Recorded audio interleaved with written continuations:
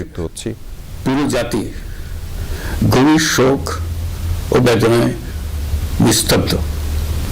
দেশের গণতান্ত্রিক রাজনীতির শীর্ষ নেত্রী, সাবেক প্রধানমন্ত্রী ও বিএনপি চেয়ারপারসন বেগম খালেদা জিয়া আর আমাদের মাঝে নেই। ইন্না লিল্লাহি ওয়া ইন্না ইলাইহি রাজিউন। বেগম খালেদা জিয়ার ইন্তেকালে আমরা গভীরভাবে শোকাহত ও মর্মাহত। তার মৃত্যুতে জাতি এক মহান অভিভাবককে হারিয়েছে।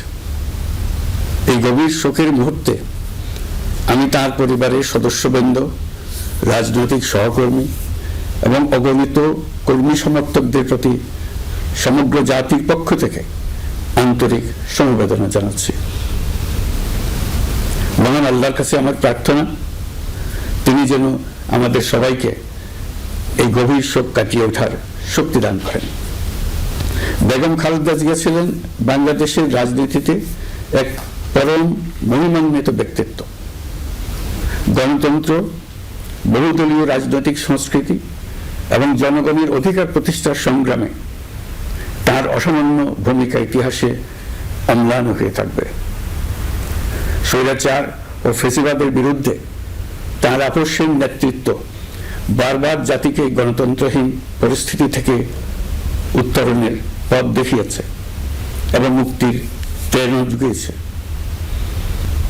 দেশ ও জাতির প্রতি তার সমুজ্জ্বল অবদান জাতি চিরকাল শ্রদ্ধার সাথে স্মরণ করবে। তার দীর্ঘ রাজনৈতিক যাত্রা, গণমুখী নেতৃত্ব এবং প্রিয় মাতৃভূমির স্বাধীনতা ও সার্বভৌমত্বকে সমুন্নত রাখতে তার অবিচল ভূমিকা অবিস্মরণীয় হয়ে থাকবে। এমন একজন মহান দূরদর্শী ও নিখাদ দেশপ্রেমিক নেত্রীর শূন্যতা পূরণ হবার নয়। প্রিয় দেশবাসী, এই শোকাবহ মুহূর্তে আপনাদের প্রতি আমার উদাত্ত আহ্বান, আসুন আমরা সবাই যার যার অবস্থান থেকে মহান আল্লাহর দরবারে বেগম খালেদা জিয়ার বিদেহী আত্মার মাগফিরাত কামনা করি। একই সঙ্গে জাতির এই কঠিন সময়ে আমরা যেন ঐক্যবদ্ধ থাকি। শোকের এই সময়ে কেউ যেন অস্থিতিশীলতা বা নাশকতার অপচেষ্টা চালাতে না পারে, সে বিষয়ে আমি সবাইকে সজাগ থাকার আহ্বান জানাচ্ছি। এই সময়ে আমাদের সবার দায়িত্বশীল ভূমিকা পালন করা অত্যন্ত জরুরি। প্রিয় দেশবাসী, সাবেক প্রধানমন্ত্রী বেগম খালেদা জিয়ার মৃত্যুতে আমি 3 দিনের রাষ্ট্রীয় শোক এবং আগামীকাল তার নামাজে জানাজার দিনে একদিনের সাধারণ ছুটি ঘোষণা করছি। নামাজে জানাজা সহ সব ধরনের শোক পালনে শৃঙ্খলা বজায় রাখার জন্য আমি সবার প্রতি বিনীত আহ্বান জানাচ্ছি। প্রিয় দেশবাসী, আমি জানি আপনারা সবাই এই সময়ে অনেক আবেগাপ্লুত। আমি আশা করছি শোকের এই সময়ে আপনারা ধৈর্যের পরিচয় দেবেন এবং তার জানাজা সহ সকল আনুষ্ঠানিকতা পালনে সংশ্লিষ্ট সবাইকে সহযোগিতা করবেন। মহান আল্লাহ তাআলা আমাদের সকলকে ধৈর্য, শক্তি ও ঐক্যবদ্ধ থাকার ক্ষমতা দেন। আল্লাহ হাফিজ। দর্শক দেখছিলেন প্রধান উপদেষ্টা প্রফেসর ডক্টর মোহাম্মদ ইউনূস। তিনি জাতির উদ্দেশ্যে ভাষণ দিচ্ছিলেন এবং আগামীকাল মানিক মিয়া এভিনিউতে বাদজোহর সাবেক প্রধানমন্ত্রী এবং বিএনপি চেয়ারপারসন বেগম খালেদা জিয়ার জানাজা অনুষ্ঠিত হবে এবং একদিনের সাধারণ ছুটি ঘোষণা করা হয়েছে এবং তিনি শোকসন্তপ্ত পরিবারের প্রতি এবং একই সাথে কর্মী সমর্থকদের প্রতি সমবেদনা জ্ঞাপন করেছেন। শোকাহত চিত্তে তিনি আরও একটি বার্তা দিয়েছেন যে এই উদ্বুদ্ধ পরিস্থিতিতে কেউ যেন নাশকতা চালাতে না পারে, সেই ব্যাপারে আসলে সবাইকে সজাগ দৃষ্টি রাখতে হবে বলে এবং প্রত্যেক দেশবাসীকে সে বিষয়ে সজাগ থাকার জন্য তিনি কিন্তু আহ্বানও জানিয়েছেন। অর্থাৎ আগামীকাল একদিনের সাধারণ ছুটি ঘোষণা করেছে এবং মানিক মিয়া এভিনিউতে মূলত সেখানে মানিক মিয়া এভিনিউতে তার যে জানাজা অনুষ্ঠিত হবে এবং সেই জানাজায় শান্তি শৃঙ্খলা বজায় রেখে সকলকে অংশগ্রহণের জন্য আহ্বানও জানিয়েছে মূলত প্রধান উপদেষ্টা প্রফেসর ডক্টর মোহাম্মদ ইউনূস, এবং সরকারের পক্ষ থেকে এই সংকটময় সময়ে বিএনপির নেতাকর্মী এবং খালেদা জিয়ার পরিবারের প্রতি সমবেদনা জ্ঞাপন করেছেন প্রফেসর ডক্টর মোহাম্মদ ইউনূস।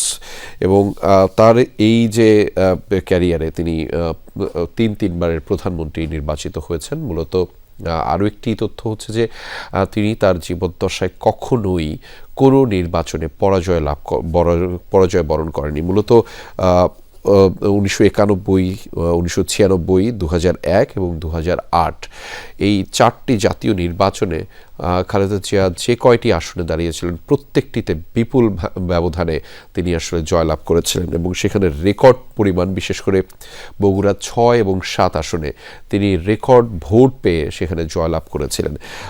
এই পরিসংখ্যানগুলোই মূলত আলাদাভাবে খালেদা জিয়ার যে জনপ্রিয়তা দেশের মধ্যে সেটিকে আলাদাভাবে উপস্থাপন করে, এবং তার যে আপোষহীনতা, বিশেষ করে 80-র দশকের মধ্য সময়ের পর থেকে তার নেতৃত্বের যে বিকশিত জায়গাগুলো এবং আপোষহীনতার যে স্পষ্ট উদাহরণ, সেটি কিন্তু তার নেতৃত্বে উঠে আসে।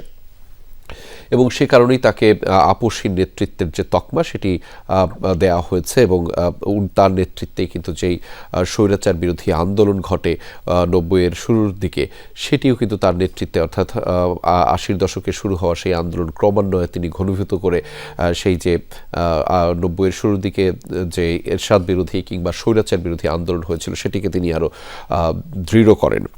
এবং সেই পথ চলা কিন্তু ক্রমান্বয়ে আরও এসেছে। সংকট চলেছে গত 16 থেকে 17 বছর, বিশেষ করে আওয়ামী শাসন আমলের মধ্যেও তাকে ব্যাপক নির্যাতন এবং জেল জীবন অতিবাহিত করতে হয়েছে। তা সত্ত্বেও কিন্তু তিনি সকল সিদ্ধান্ত এবং বিবেচনায় তিনি তার মতো অটল ছিলেন, এবং সেই অটল থাকার প্রেক্ষাপটে কিন্তু তিনি নেতাকর্মীদের মধ্যে আলাদাভাবে জনপ্রিয়তা লাভ করেছেন, যে কখনো তিনি কোনো বাংলাদেশের প্রশ্নে কখনো কোনো ধরনের আপোষ করেননি, দেশের প্রশ্নে কখনো তিনি আপোষ করেননি। এবং এই যে প্রেক্ষাপট সেটি কিন্তু আন্তর্জাতিকভাবেও নানানভাবে উপস্থাপন করেছেন। বিশেষ করে বাংলাদেশের যে সমস্ত ন্যায্য হিস্যা রয়েছে সেই হিস্যাগুলো আদায়ের জন্য তিনি সবসময় সরব ছিলেন, অটল ছিলেন, এবং জানাচ্ছিলেন তার তীব্র যে কণ্ঠস্বর এই ক্ষেত্রে, অর্থাৎ বাংলাদেশের প্রশ্নে আপোষহীন থাকা, সেটি তিনি বারংবার জানিয়েছেন। অর্থাৎ এই দীর্ঘ শেষের দিকে এসে যে দীর্ঘ কারাজীবন ঘটেছে, বিশেষ করে গত 16-17 বছরের এই সময়টাতে, সেটি নিয়েও কিন্তু তার নানা ধরনের আক্ষেপ ছিল একটা সময়ে। তবে তারপরেও কিন্তু তিনি কোনো ধরনের প্রশ্নে আপোষহীন ছিলেন না। এবং তার মৃত্যুতে তো আসলে নানান ধরনের নেতাকর্মীরা নানান ধরনের প্রতিক্রিয়া জানাচ্ছেন, এবং এভার কেয়ারের সামনে অনেকেই জড়ো হচ্ছেন। আমরা সেই প্রতিক্রিয়া জানাবো, এবং এভার কেয়ারের সামনে কি প্রস্তুতি চলছে, কি ধরনের কার্যক্রম চলছে এবং সেখানে কি হচ্ছে সেটি জানাতে আমাদের সহকর্মী ফয়সাল মাহমুদ আমাদের সাথে যুক্ত রয়েছেন। ফয়সাল, নিশ্চয়ই আপনি আমাকে শুনতে পাচ্ছেন, এবং আপনার মাধ্যমে একটু জানাতে চাই যে এভার কেয়ারে এখন মূলত এভার কেয়ারের সামনে কি চলছে। নেতাকর্মীরা নিশ্চয়ই ভিড় জমাচ্ছেন, দলের সিনিয়র নেতারাও ক্রমান্বয়ে নিশ্চয়ই আসছেন। সরকারের কাউকে আপনি দেখেছেন কিনা যে উপদেষ্টা পরিষদের কেউ ইতিমধ্যে এভার কেয়ার হসপিটালে প্রবেশ করেছেন? রেজা, মূলত আসলে ভোর সকালে যখন দিনের শুরুতেই বেগম খালেদা জিয়ার মৃত্যুর সংবাদে অনেকের নিশ্চয়ই ঘুম ভেঙেছে, বা অনেকেই ঘুম থেকে উঠেই যখন বেগম জিয়ার মৃত্যুর সংবাদটি পেয়েছেন, সকলেই আসলে চমকে ওঠার মতোই আসলে তারা অনেকেই তাদের কাছে লেগেছিল বিষয়টা। সেই জায়গায় দলীয় নেতাকর্মীরা বলা যায় যে সেখানটায় অনেকটা তারা হোঁচটি খেয়েছেন বলা যায়, যে বেগম জিয়ার যে মৃত্যু, এই মৃত্যু আসলে তাদেরকে, তা শুধু তার বিএনপির যে নেতাকর্মী তাদেরকেই না, বরং একই সাথে পুরো জাতিকে অনেকটা অভিভাবক শূন্যতায় ফেলে গেছেন। তো বেগম জিয়ার মৃত্যু সংবাদের পরপরই আমরা দেখেছি এই এভার কেয়ারের আশপাশের এলাকা পুরোটাই বলা যায় যে বিএনপি নেতাকর্মী এবং সাধারণ মানুষের প্রায় লোকারণ্যে পরিণত হয়েছে। এখানে হাজার হাজার নেতাকর্মীরা দেশের বিভিন্ন প্রান্ত থেকে এই মৃত্যু সংবাদের পরপরই তারা এখানটায় ছুটে এসেছেন, এবং এই মুহূর্তে যদি এখানকার চিত্র বলি, আমরা দেখছি পুরো রাস্তা জুড়েই কিন্তু মানুষের একটা ঢল নেমেছে। সকলেই আসলে শোকার্ত এবং শোকাহত অবস্থায় তারা কিন্তু এখানে জড়ো হচ্ছেন এবং অনেকে বেশ কান্নাকাটি করছেন, যেটা তারা আসলে বিলাপ করছেন বেগম জিয়ার জন্য। দীর্ঘদিন তারা যার নেতৃত্বে লড়াই সংগ্রাম করেছিলেন, রাজপথে থেকেছিলেন, যার আহ্বানে সাড়া দিয়ে তারা অনেক অন্যায় অত্যাচারের মুখোমুখি হয়েও তারা রাজপথ ছেড়ে যাননি, সেই সকল দুঃসময়ের কর্মীরাই মূলত আজকে তার মৃত্যু। ফয়সাল, আপনি থাকুন, আমরা একটু যেতে চাই মূলত যমুনার সামনে, এবং সেখান থেকে আসলে প্রধান উপদেষ্টার প্রেস সচিব শফিকুল আলম তিনি গণমাধ্যমে কথা বলছেন। এই মুহূর্তে আইন উপদেষ্টা কথা বলছিলেন গণমাধ্যমে, আমরা সরাসরি যুক্ত হচ্ছি তার সেই বক্তব্যে। প্রহরী আপসীর নেত্রী বেগম খালেদা জিয়া ভোর ৬টার সময় শাহাদত বরণ করেছেন। ইন্না লিল্লাহি ওয়া ইন্না ইলাইহি রাজিউন। মতো আজকে আমাদের সরকারে যারা আছেন আমরাও গভীরভাবে শোকাবিভূত। এই শোকের পরিবেশে আজকে বিশেষ আয়োজনে প্রধান উপদেষ্টার সভাপতিত্বে উপদেষ্টা পরিষদের একটা বিশেষ সভা অনুষ্ঠিত হয়েছে।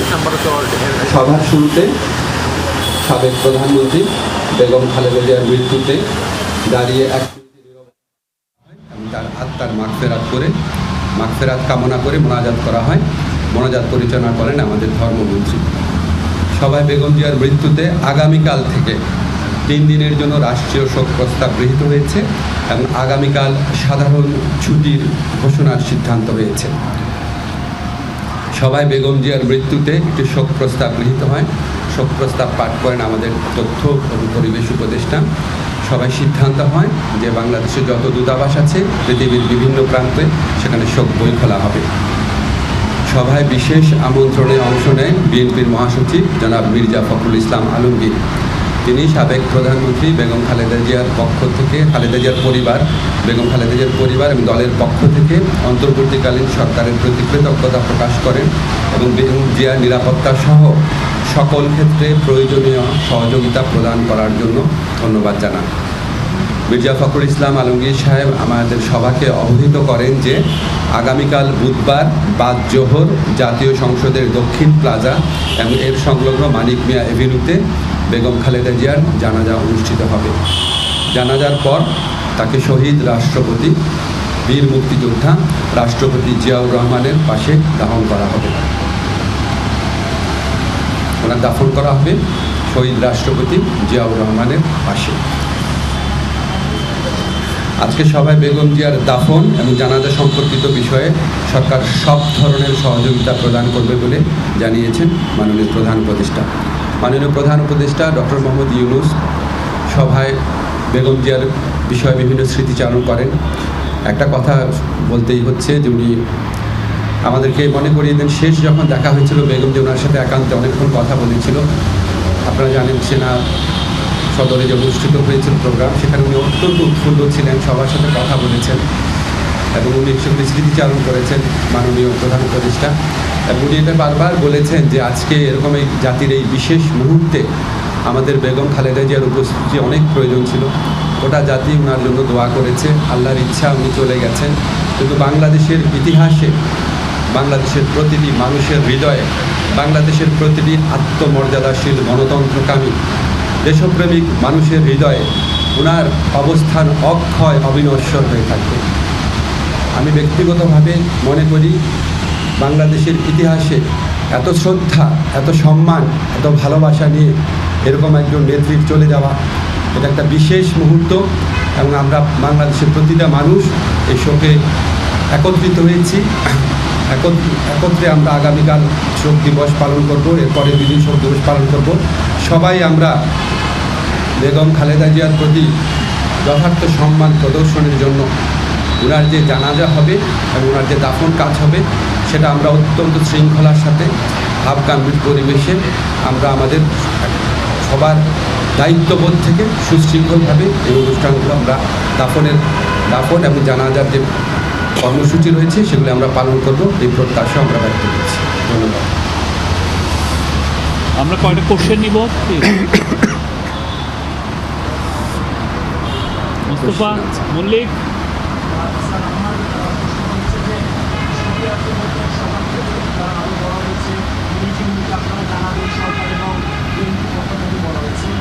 আমার একটা প্রশ্ন হচ্ছে যে মানুষজন বলছে যে খালেদা জিয়াকে মারা যাওয়ার মধ্যে দিয়ে প্রমাণ করতে হয়েছে যে তিনি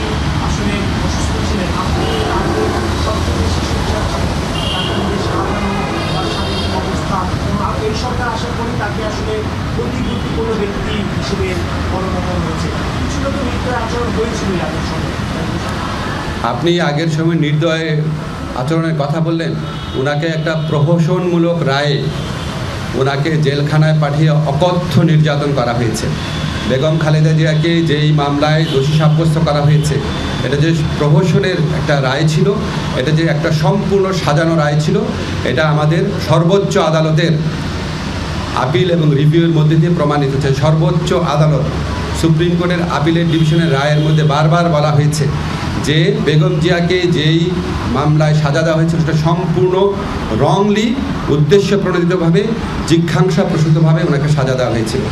ওনাকে জেলখানায় বিভিন্ন সময় যেভাবে নির্যাতন করা হয়েছিল, ওনাকে আমরা হয়তো এত তাড়াতাড়ি হারাতাম না। আমি ব্যক্তিগতভাবে মনে করি বেগম জিয়ার এই মৃত্যুর পিছনে ফ্যাসিস্ট যে প্রধানমন্ত্রী ছিলেন শেখ হাসিনা এবং ওনার যে সরকার আছে, অবশ্যই তার দায় রয়েছে। মারুফা,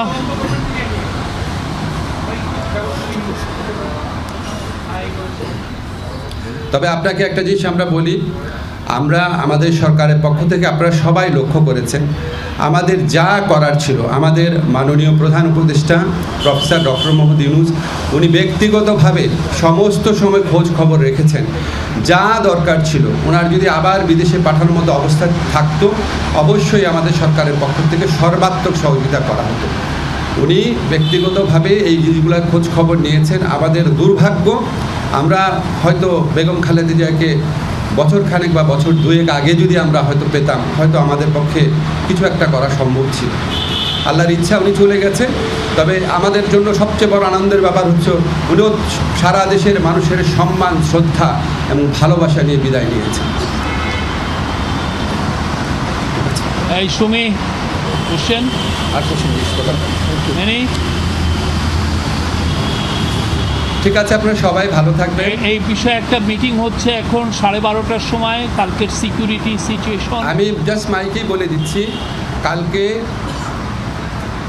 মাননীয় প্রধান উপদেষ্টার নির্দেশক্রমে আগামীকাল জানাজা এবং দাফন অনুষ্ঠান সার্বিকভাবে কোঅর্ডিনেশন করার জন্য 12:30টার সময় এখনই আমরা স্বরাষ্ট্র মন্ত্রণালয়ে বসছি।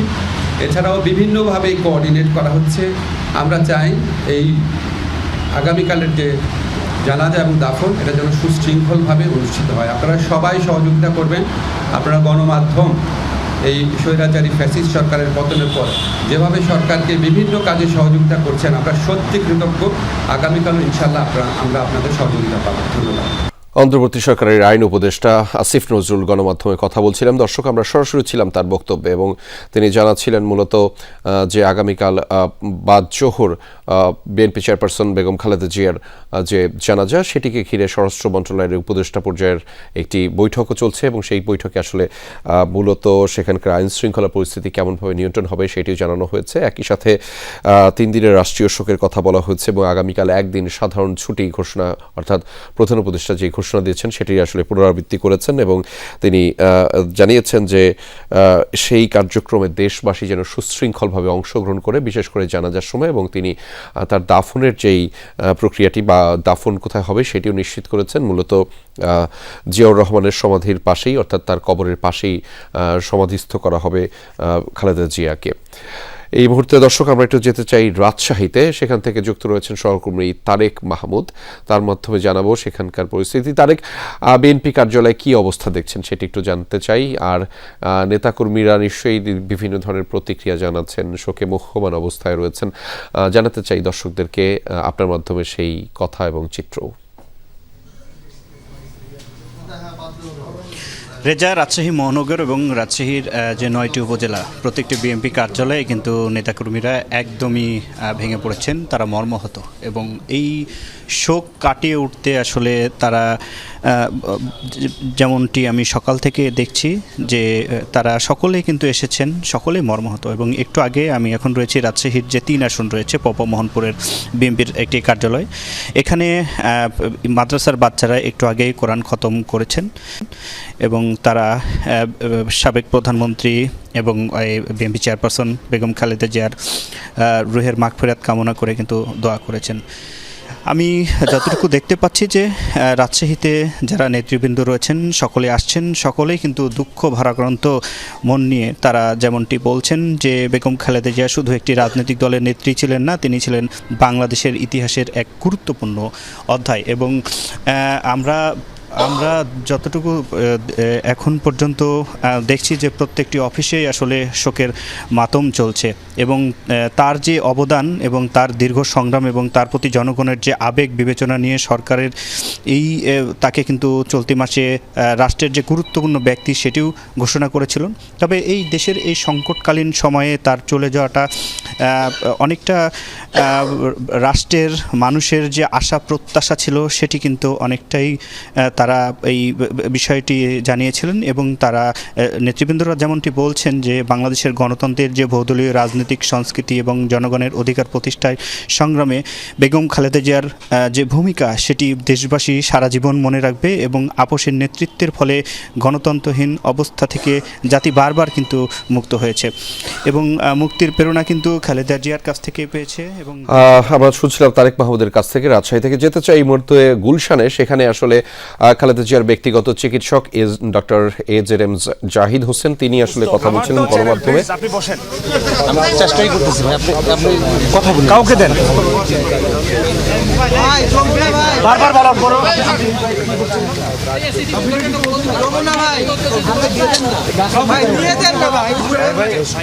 এক সেকেন্ড ভাই, এক সেকেন্ড থেমে গেলে কিচ্ছু যায় আসে না।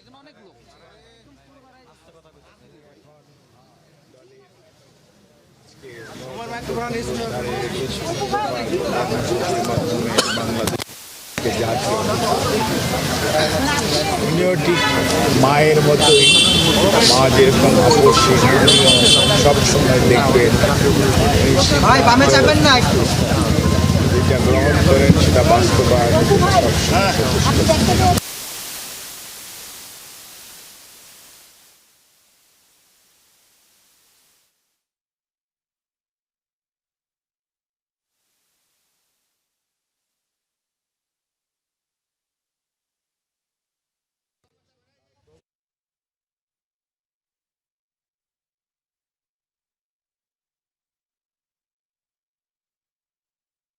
তার প্রমাণ উনি যখন অসুস্থ হয়ে যখনই হসপিটালে ভর্তি হতেন, হয়তো স্বৈরাচারের সময় স্বৈরাচারী সরকার ওনার খোঁজ খবর নিতেন না, কিন্তু অন্য অন্য রাজনৈতিক দলের নেতৃবৃন্দ এবং বাংলাদেশ জাতীয়তাবাদী দলের সকল স্তরের নেতাকর্মীরা সব সময় ওনার স্বাস্থ্যের ব্যাপারে খুবই সতর্ক থাকতেন, খোঁজ খবর নিতেন, উদ্বেগ প্রকাশ উৎকণ্ঠার মধ্যে দিনাতিপাত করতেন।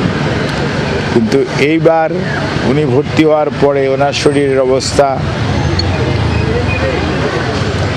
যেহেতু খারাপ ছিল, উনি যেই দিন আপনার হসপিটালে ভর্তি হলেন ওই দিন শরীরটা ওনার বেশ অ্যাকচুয়ালি 22 তারিখ রাত্রে ওনার শরীরটা বেশি খারাপ ছিল।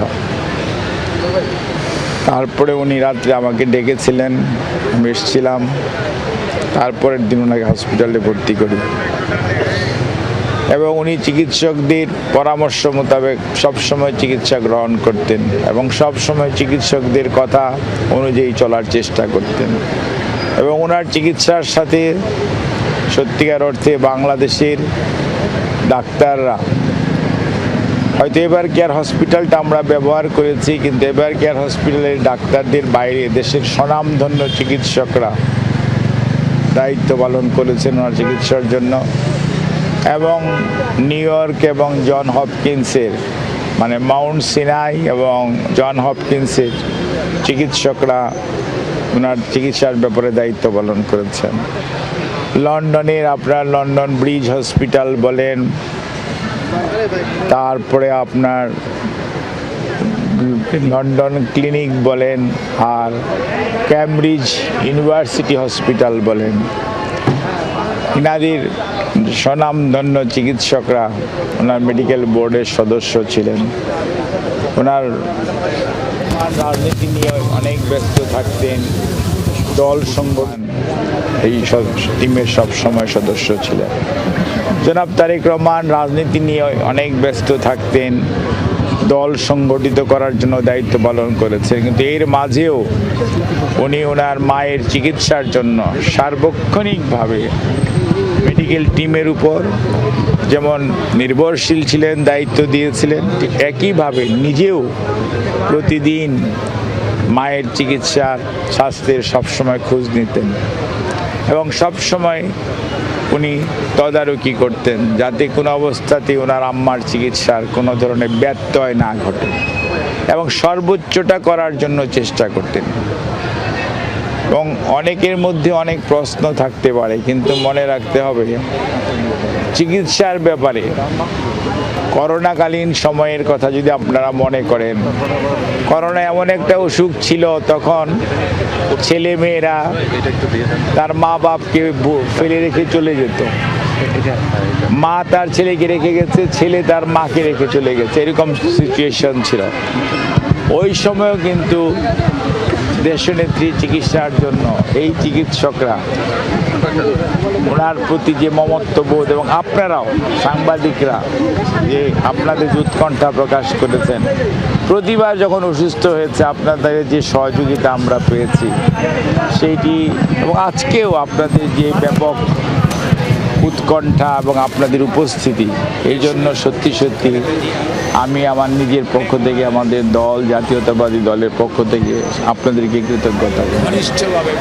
আর দেশনেত্রী বেগম খালেদা জিয়া এমন এক মানুষ, আমরা যেহেতু ওনার সাথে খুব ঘনিষ্ঠভাবে মেশার সুযোগ হয়েছে, সেই জন্য আমরা দেখেছি যে উনি একদিকে যেমন সত্যি সত্যি অভিভাবক, আরেকদিকে মাতৃস্নেহে উনি কিন্তু আমাদেরকে দেখতেন।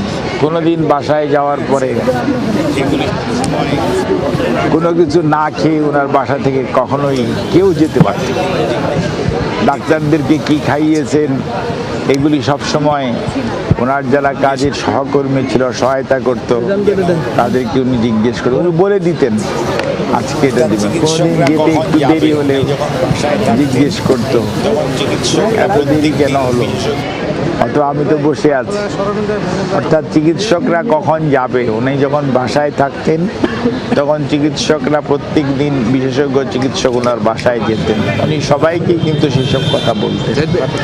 কাজেই আমি আজকে এই দিনে আমি বলবো যে চলেন আমরা সবাই আল্লাহ রাব্বুল আলামিনের কাছে ওনার আল্লাহ বেহেশত নসিব করুন এবং জাতীয়তাবাদী দলের সকল নেতা কর্মীকে এই কষ্ট সহ্য করার, চেয়ারম্যানকে এই কষ্ট সহ্য করে দায়িত্ব পালন করার আরো তৌফিক দিন। আপনাদের সবাইকে অনেক ব্যাপারে টেলিভিশন এবং নিউজের মাধ্যমে আপনারা জানতে পারবেন।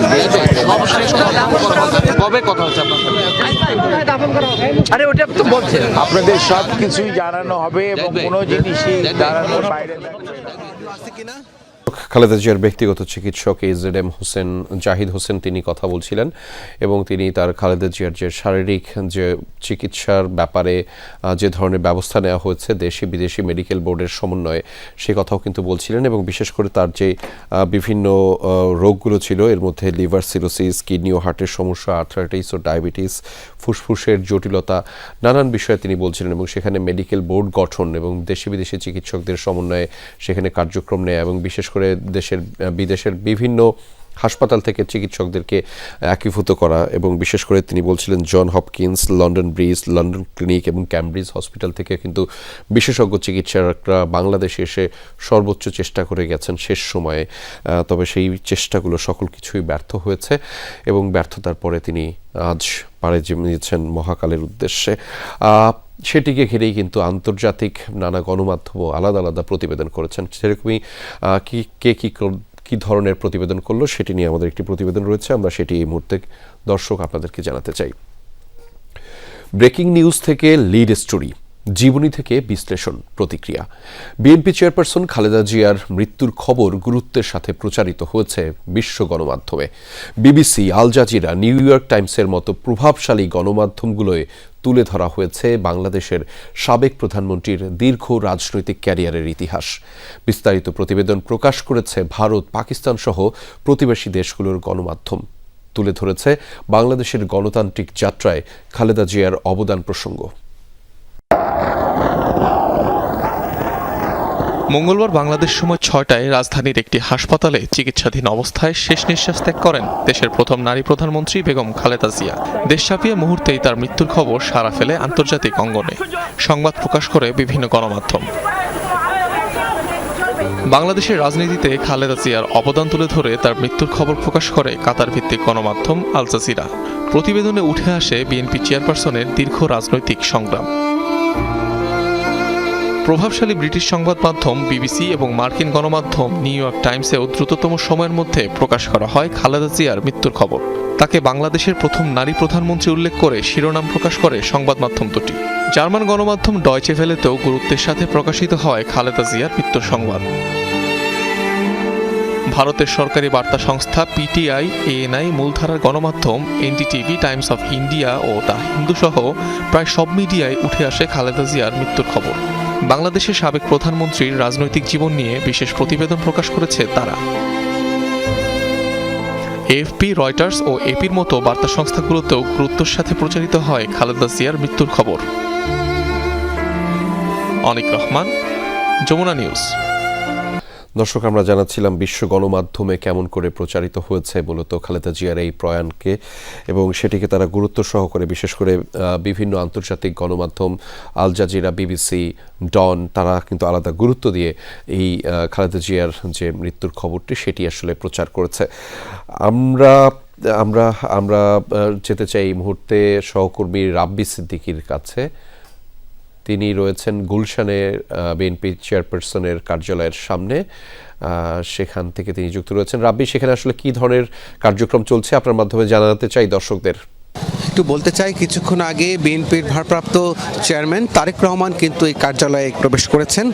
আমরা একটু দেখাতে চাই যে এই মিটিংটি কিন্তু স্থায়ী কমিটির যে বৈঠকটি, সেই বৈঠকটিতে কিন্তু 12:30টায় শুরু হওয়ার কথা। ঠিক বৈঠকের শুরুর হবার জন্য এরই মধ্যে নেতাকর্মীরা কিন্তু উপস্থিত হয়েছেন বিএনপির চেয়ারম্যান ভারপ্রাপ্ত চেয়ারম্যান তারেক রহমান, এবং আমরা কিছুক্ষণ আগে তারেক রহমানের গাড়িবহরটি কিন্তু এই কার্যালয়ের ভেতরে প্রবেশ করেছে, আমরা সেটি কিন্তু দেখছিলাম।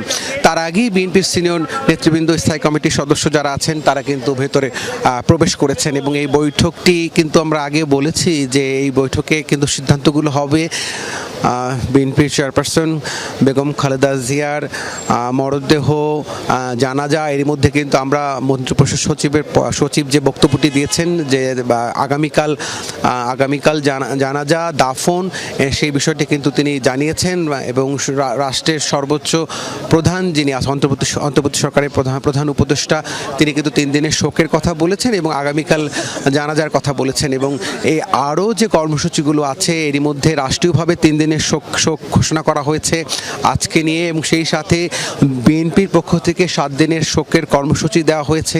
বিস্তারিত বিষয়গুলো কিন্তু এই বৈঠকের পর কিন্তু আমরা জানতে পারবো। আমার সাথে যুক্ত হবেন আরিফিন শাকিল, আমাদের এই বিএনপি বিট কাভার করেন যিনি, তার কাছ থেকে আমরা একটু জানার চেষ্টা করব যে আসলে এই বৈঠকটি কতটা গুরুত্বপূর্ণ। এটি রাব্বি খুবই গুরুত্বপূর্ণ একটি বৈঠক, যেহেতু 7 দিনের একটি কর্মসূচি বিএনপির পক্ষ থেকে ঘোষণা করা হয়েছে এবং সরকারের পক্ষ থেকে জানানো হয়েছে তাকে আগামীকাল মানিক মিয়া এভিনিউতে তার জানাজা হবে, এরপর জিয়া রহমানের সমাধির পাশেই তাকে দাফন করা হবে।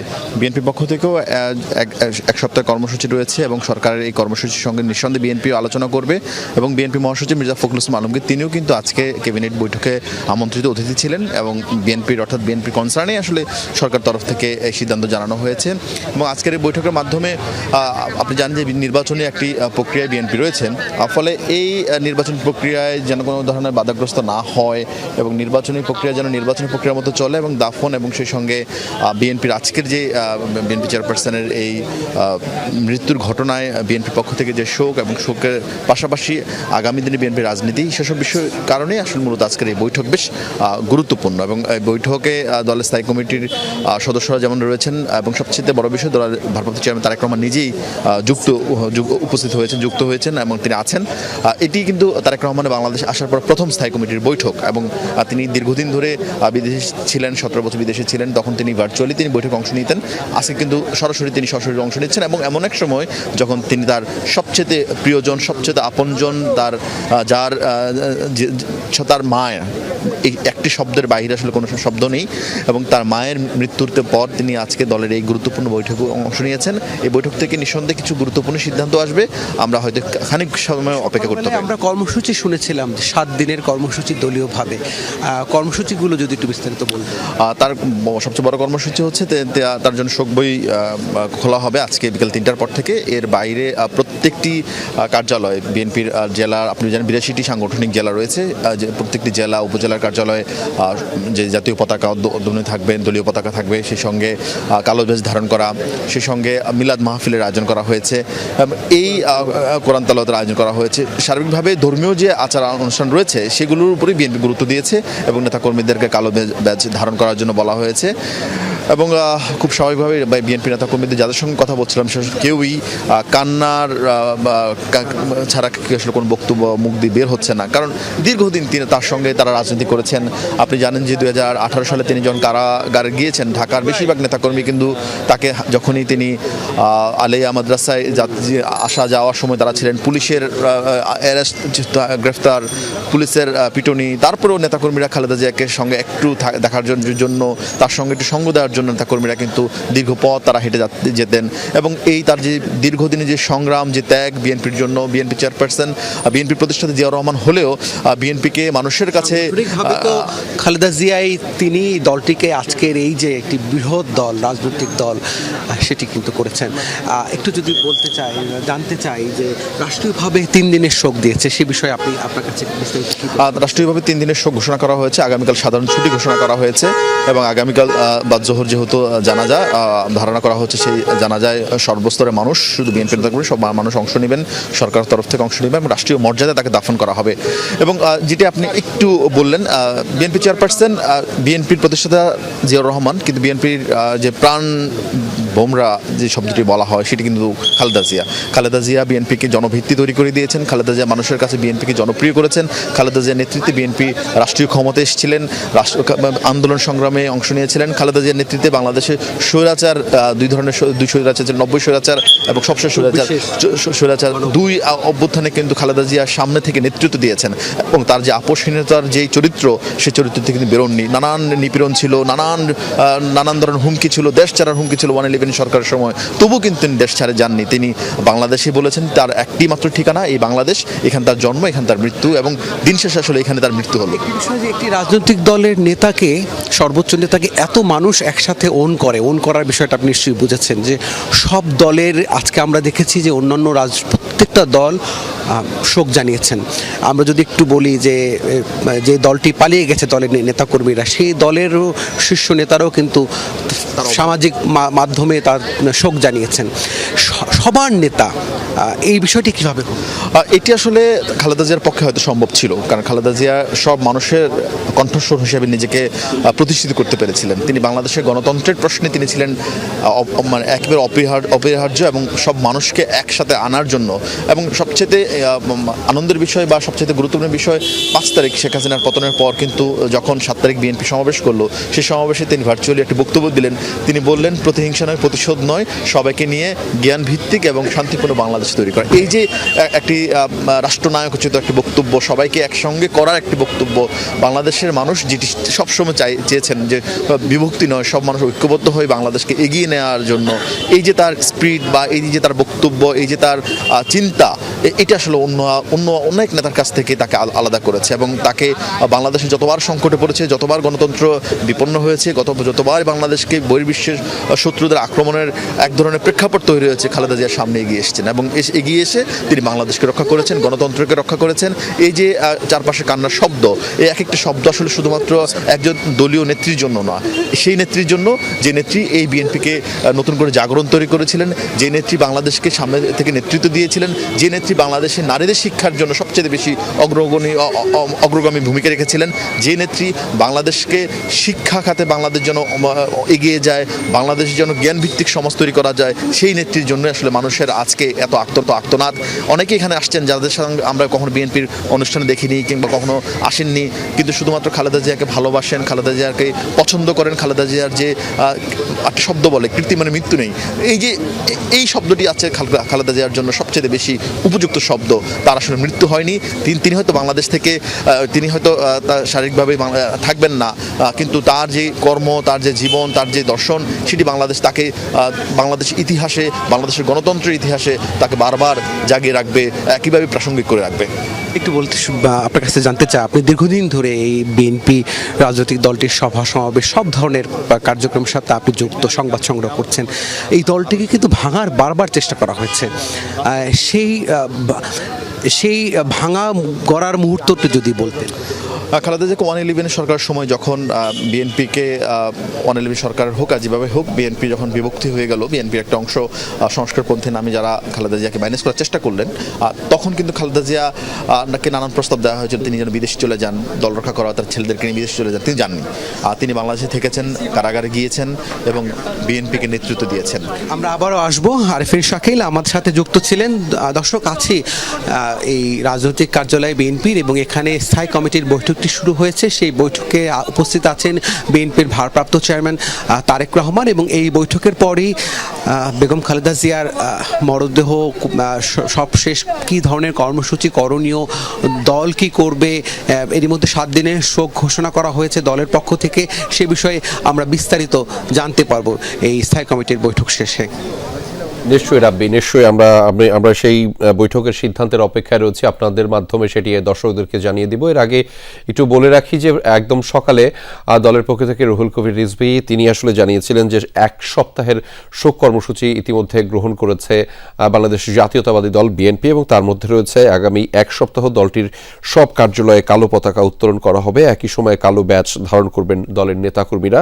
রয়েছে নয়াপল্টনের কেন্দ্রীয় কার্যালয়, গুলশানের চেয়ারপারসনের কার্যালয় সহ সব কার্যালয়ে শোক বই খোলা থাকবে বিএনপির পক্ষ থেকে এবং এই কার্যক্রমে অংশ নিতে পারবেন সাধারণ মানুষ। এবং আরও একটি কিন্তু তথ্য জানিয়ে রাখা ভালো, সরকারের পক্ষ থেকেও শোক বই খোলা হচ্ছে। মূলত বাংলাদেশের যে সমস্ত রাষ্ট্রদূত বিশ্বের বিভিন্ন প্রান্তে রয়েছে, সেই সমস্ত রাষ্ট্রদূতের দূতাবাসগুলোতে মূলত সেই শোক বই খোলা হবে, যাতে করে সেখানেও শোকের যে বার্তা মানুষের খালেদা জিয়ার প্রতি সেটি আসলে পৌঁছে দেওয়া যায়।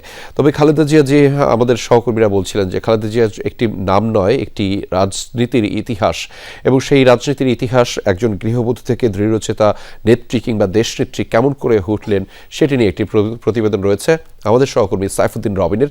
সেই প্রতিবেদনটি আরও একবার আপনাদেরকে দেখাতে চাই দর্শক। কেবল একটি নাম নয়, খালেদা জিয়া দেশের রাজনীতির বাক বদলের এক জীবন্ত ইতিহাস, বাংলাদেশের জাতীয় ঐক্যের প্রতীক।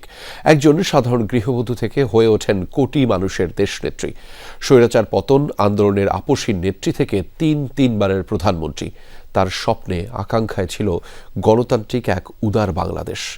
লড়াই করেছেন আমৃত্যু। তিনি সন্তানের মা, নেতাকর্মীদের কাছে গণতন্ত্রের মা। রাজনীতির জটিল মঞ্চে দীর্ঘ পথ চলায় দেশ, মাটি আর মানুষের প্রশ্নে ছিলেন আপসীন।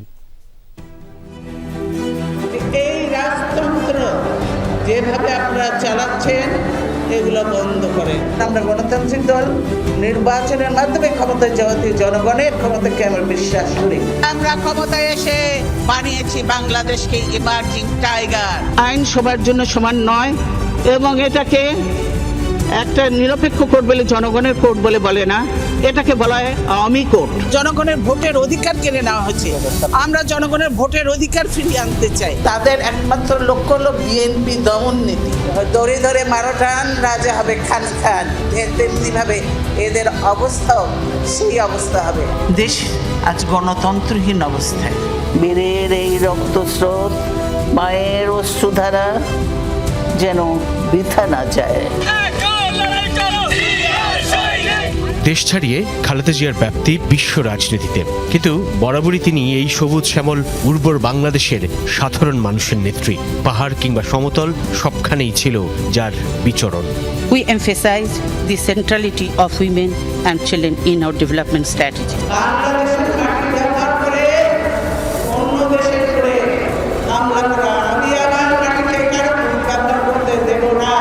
আমরা সকলকে বন্ধু হিসাবে দেখতে চাই, কিন্তু কেউ যদি আমাদের বন্ধুর বেশে প্রভু হতে চায় সেটা আমরা কখনো মেনে নেব না, মানতে দিব না। ফেনীর ইস্কান্দার মির্জা ও তৈয়বা মজুমদার দম্পতির এই সন্তান জন্ম নেন দিনাজপুরে 1946 সালে। ঠিক পুতুলের মতো দেখতে, তাই নামও খালেদা খানম পুতুল। 1960 সালে সেনাবাহিনীর তৎকালীন ক্যাপ্টেন জিয়াউর রহমানের সঙ্গে আবদ্ধ হন বিবাহ বন্ধনে। 1981-তে জিয়াউর রহমান হত্যার পর 2 সন্তান নিয়ে অকুল পাথারে খালেদা জিয়া। স্বামী জিয়ার সততা গৃহবধূ খালেদার পরিবারে নিয়ে আসে দৈন্য। তবুও পরিমিত দৃঢ় এক নারীর রূপ দেখে এই বাংলাদেশ। দেশের লোকের অবস্থা যতদিন পরিবর্তন করে ততদিন আমিও নিজে অত বিলাসিতা পছন্দ করি না। আমার ছেলেদেরও কোনো সময় কোনো রকম বেশি কাপড় চোপড় সে পছন্দ করতো না। আমরা সবসময় রেশনের চাল খাই। দেশ তখন ক্রান্তিকালে। খালেদা জিয়ার আবির্ভাব বিপদসংকুল রাজনীতির মঞ্চে। নেতাকর্মীদের চাপে স্থির নিস্তরঙ্গ জীবন পাশ কাটিয়ে 82-র 2 জানুয়ারি প্রাথমিক সদস্য হন দলের। 83-তে ভাইস চেয়ারম্যান আর 1984-তে বাংলাদেশ জাতীয়তাবাদী দল বিএনপির চেয়ারপারসন। এরশাদ ক্ষমতা দখলের পর গণতন্ত্র পুনরুদ্ধারে সর্বাত্মক আন্দোলনে নামেন খালেদা জিয়া। তাঁর নেতৃত্বে 86-তে একতরফা নির্বাচন বর্জন করে বিএনপি। এরপর থেকে রাজপথই যেন তার বিচরণ স্থল। জনগণই তাঁর সার্বক্ষণিক সঙ্গী আর ভরসা। গণতন্ত্র পুনরুদ্ধারে অবিরাম সংগ্রাম যেন প্রত্যয়ী এক বঙ্গনারীর সঙ্গে পরিচয় করিয়ে দেয় গোটা দেশকে। বসনে ভূষণে সাদামাটা, দেশ জনতার প্রশ্নে ইস্পাত কঠোর। গণতন্ত্রের মিছিলে, স্লোগানে, নেতৃত্বের সামনে। 1983 থেকে 1990 পর্যন্ত স্বৈরাচার বিরোধী আন্দোলনের 7 বছরে বন্দী হন 7 বার। এর সাথে শাসনামলে গণতান্ত্রিক খালেদা জিয়া হয়ে ওঠেন আপোষহীন।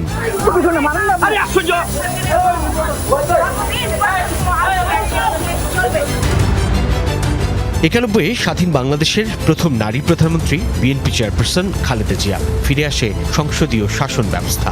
কর্মসংস্থান সৃষ্টি, গার্মেন্টস শিল্পের প্রসার আর নারীর ক্ষমতায়নে তাঁর ভূমিকা অনন্য।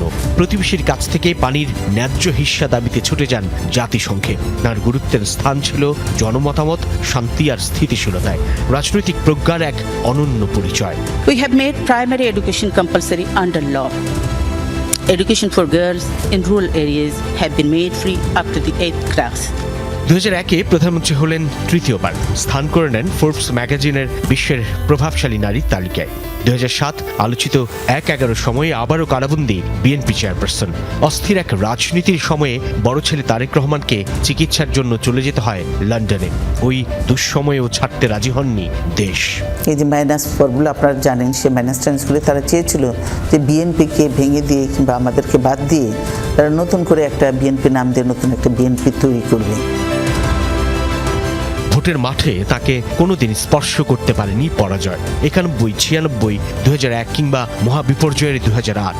যতবার যে নির্বাচনে যতগুলো সংসদীয় আসন থেকে লড়েছেন, প্রতিটিতেই খালেদা জিয়া জয়ী হন জনতার উপচে পড়া ভালোবাসায়। আমাদের ভাষা আন্দোলন, বিভিন্ন জাতীয় সংগ্রাম ও রক্তক্ষয়ী মুক্তিযুদ্ধের বীর শহীদদের কথা শ্রদ্ধার সঙ্গে স্মরণ করছি। কোনো ধর্মের মানুষই আওয়ামী লীগের হাত থেকে রেহাই পায় নাই। সংবিধান পরিবর্তন করেছে, এখন যে সংবিধান করেছে সেই সংবিধানে জনগণের কল্যাণের কিছু নাই। আজ আপনারা দেখছেন কিভাবে রাষ্ট্রীয় সন্ত্রাসের মাধ্যমে আমাকে শহীদদের জড়িত বাড়িতে খালেদা জিয়ার জীবনের সবচেয়ে দীর্ঘ ব্যক্তিগত আর রাজনৈতিক নিপীড়ন যন্ত্রণা শুরু 2009 থেকে। আওয়ামী লীগ সরকার সেনানিবাসের মইনুল রোডের বাসভবন ছাড়তে বাধ্য করে তাকে। কাছে ছিলেন না 2 সন্তান তারেক রহমান ও আরাফাত রহমান কোকো। স্বামী আর সন্তানদের স্মৃতি বিজড়িত বাড়ি ছাড়ার পর খালেদা জিয়ার নতুন লড়াই শুরু। হুমকির মুখে পড়া গণতন্ত্র উদ্ধারে ছুটে যান রোড মার্চে। 13 সালের শেষ দিকে মার্চ ফর ডেমোক্রেসি বা গণতন্ত্রের অভিযাত্রায় নেমে গুলশানের ভাড়া বাসা ফিরোজায় পড়েন পুলিশি বাধায়। 57 জন অফিসারকে হত্যা করলো, সেদিন হাফিজ হাসিনার ফোর্স কোথায় ছিল? কেন সে ফোর্স পাঠায় নাই? আসলে তো সে নিজেই জড়িত ছিল এই হত্যাকাণ্ডের সঙ্গে। আমি সরকারকে হুঁশিয়ার করে বলতে চাই, এর পরিণাম হবে ভয়াবহ। 1 বছর পর টানা 93 দিন গৃহবন্দির মতো অফিস বন্দী ছিলেন গুলশানে বিএনপি চেয়ারপারসনের কার্যালয়ে। যদি বন্দি না করে তাহলে এত পুলিশ দিবে কেন? রাস্তাঘাট সব বন্ধ, গেটে তালা, এবং এখন আমি যে বেরোতে ছিলাম আমাকে বেরোতে দেওয়া হচ্ছে না কেন? কেন রে ভাই, এই গ্যাস কেন মারা হচ্ছে? আমি তো কথা বলছি, কথা বলতেও কি আপনারা দেবেন না? রাজনৈতিক জীবনে সংকটের নানা অধ্যায় থাকে, কিন্তু সেই মানুষটি যদি হন একজন মা, তখন বাংলাদেশ দেখল এক নরম কোমল মাকে। রাজনীতির কুটিলের প্রতিহিংসার শিকার হয়ে অরাজনৈতিক ছোট সন্তান আরাফাত রহমান কোকো মালয়েশিয়ায় মারা যান 2015-র সেই উত্তাল দিনে।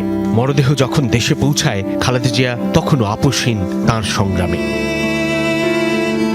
ক্ষমতার জনতার ভিড়ে একজন মা টুকরে কেঁদে ওঠেন আদরের সন্তানের শিয়রে।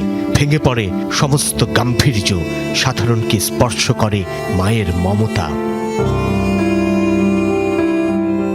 লড়াই শেষ হয় না বিএনপি চেয়ারপারসন খালেদা জিয়ার। নির্দলীয় সরকারের অধীনে নির্বাচনের দাবিতে যখন দেশের প্রান্ত জুড়ে জনগণকে সম্পৃক্ত করার আহ্বান তার, তখন নেমে আসে বিচারের খড়গ।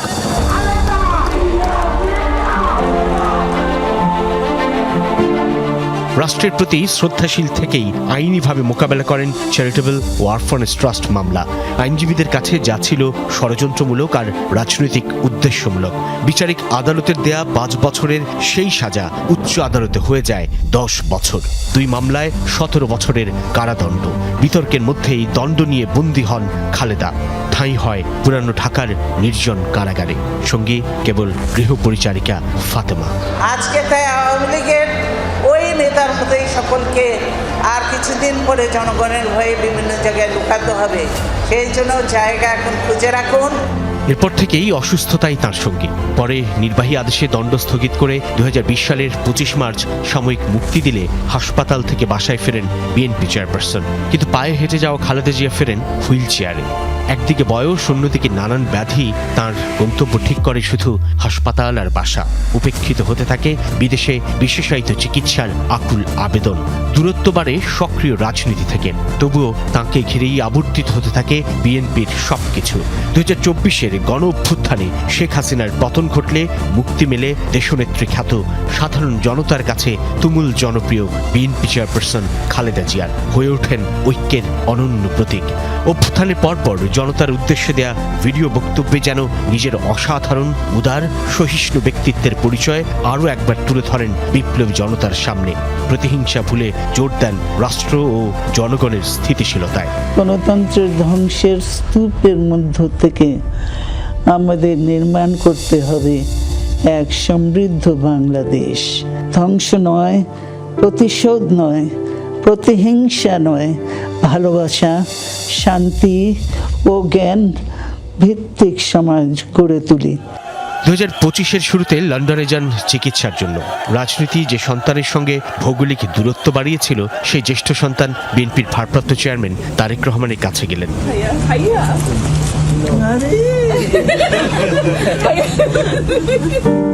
মা খালেদা জিয়া যখন চিকিৎসাধীন, তখন প্রতিদিন মায়ের জন্য ছেলের খাবার নিয়ে যাওয়ার ছবি যেন দোর্দণ্ড প্রতাপশালী রাজনৈতিক পরিবারের নিরীহ পারিবারিক জীবনকেই তুলে ধরে। এরপর বেশ কয়েকবার স্রষ্টার কৃপায় চিকিৎসকদের আন্তরিক লড়াইয়ে খালেদা জিয়া ফিরে আসেন মৃত্যু দুয়ার থেকে। কিন্তু শেষ অবধি আর ফেরা হয় না। সবার উদ্বেগ, উৎকণ্ঠার অবসান ঘটে এক মহাপ্রয়াণে। ব্যক্তি আর সামাজিক মূল্যবোধে যিনি প্রেরণার, স্বভাবে আচরণে পরিমিত, পরিশীলিত, স্নিগ্ধ, সহনশীল খালেদা। স্বাধীনতা, সার্বভৌমত্ব, জাতীয় স্বার্থ রক্ষায় অবিচল, সাহসী, প্রত্যয়ী, প্রগতিশীল তিনি। জনতার সেই খালেদা বিদায় নিলেন অশ্রুর আহাজারিতে, সব মঞ্চ থেকে গণবিষণ্ণতায় ভাসিয়ে এই বাংলাদেশকে। শরীরী প্রস্থান হলেও অনন্য ভূমিকার জন্য খালেদা জিয়া জড়িয়ে থাকবেন বাংলাদেশের পরিচয়ের সঙ্গে। এদেশের রাজনৈতিক ইতিহাসে বরাবরের মতোই থাকবেন প্রাসঙ্গিক। ক্ষমতা আমাদের কাছে বড় নয়, আমাদের কাছে বড় হলো দেশ এবং জনতা। দেশ এবং জনতা আমাদের কাছে বড়। দেশের বাইরে আমার কোনো ঠিকানা নেই, এটাই হলো আমার ঠিকানা। এই দেশ, এই দেশের মাটি, মানুষই আমার সবকিছু। সাইফুদ্দিন রবিন, যমুনা নিউজ, ঢাকা। বাংলাদেশের রাজনীতিতে বেগম খালেদা জিয়া থাকবেন প্রাসঙ্গিক, এবং সেই প্রাসঙ্গিক থাকার নানা ধরনের উদাহরণ তিনি সৃষ্টি করে গেছেন। তারই একটি কথা বলা হচ্ছিল যে জনগণই সকল ক্ষমতার উৎস, তিনি বারংবার বলছিলেন, এবং তিনি তার বক্তব্যে বলছিলেন যে এই বাংলাদেশের বাইরে তার আর অন্য কোনো ঠিকানা নেই। এই বাংলাদেশ থেকেও আসলে যে -2 ফর্মুলা, অর্থাৎ রাজনীতির যে দীর্ঘ সংকট চলেছিল 2007 সালে, সেই সময় থেকে তাকে বলা হয়েছিল যে দেশের বাইরে চলে যাবার জন্য, কিন্তু খালেদা জিয়া সেই সিদ্ধান্তকে প্রত্যাখ্যান করেছেন এবং জানিয়েছেন যে তিনি দেশেই থাকবেন। দেশে বসেই তিনি কারাবরণ করেন, জুলুম নির্যাতনের শিকার হয়েছেন দীর্ঘ সময়, তবুও দেশ ছেড়ে চলে যাননি কখনো। তারপরও তার সেই যে উদাহরণ, সেই উদাহরণ আসলে নেতাকর্মীদের কাছে অনন্য একটি বার্তা পৌঁছে দেয়, যেটি হচ্ছে রাজনৈতিকভাবে ইতিবাচক এবং অটল থাকার যে বার্তা। 80 দশকের মধ্য সময় থেকে যেই বিএনপির রাজনীতির হাল ধরেন খালেদা জিয়া, এবং ঠিক 82 সালে সাধারণ সদস্য হিসেবে অন্তর্ভুক্তির পরে 84 সালে যে চেয়ারপারসনের দায়িত্ব লাভ করেন, পুরোটাই কিন্তু, এবং তারপরে দীর্ঘ 9 বছর স্বৈরাচার বিরোধী আন্দোলনে যুক্ত থেকে যে আপোষহীন নেতৃত্ব দিয়েছেন, সেটির কথাও কিন্তু অবিচলভাবে মানুষের মনে গেঁথে আছে। 1991 নির্বাচন, 1996 নির্বাচন, 2001 সালের নির্বাচন কিংবা 2008 সালের নির্বাচন, সেই 8 সালের নির্বাচনে কিন্তু কখনোই কোনো নির্বাচনে খালেদা জিয়া হারেননি, অর্থাৎ পরাজয় বরণ করেননি। জিতেছেন মানুষের ভালোবাসায়, জিতেছেন বাংলাদেশের মানুষের ভালোবাসায়, এবং প্রত্যেকটি আসনে বিপুল পরিমাণ ভোটের ব্যবধানে তিনি জয়লাভ করেছেন। এবং বগুড়ায় যেখানে তিনি তার পুত্রবধূ, তিনি যেখানকার পুত্রবধূ, সেখানেও রেকর্ড পরিমাণ ভোটের ব্যবধানে জয় লাভ করেছিলেন খালেদা জিয়া। সেই খালেদা জিয়া আজ 2025-এর 30 ডিসেম্বর তিনি প্রয়াত হয়েছেন, ইন্তেকাল করেছেন, এবং তার এই মৃত্যুতে পুরো দেশবাসী তো বটেই, পুরো বিশ্বই আসলে শোক জানাচ্ছে, এবং তার এই ক্ষতি শুধুমাত্র বিএনপির নয়, দেশের রাজনীতির অঙ্গনেও বড় ধরনের শূন্যতা তৈরি করছে। আমরা সেই খবরে আরও বিস্তারিত জানাবো দর্শক, তবে এই মুহূর্তে এই সংবাদ থেকে এই মুহূর্তে আমি বিদায় নিচ্ছি।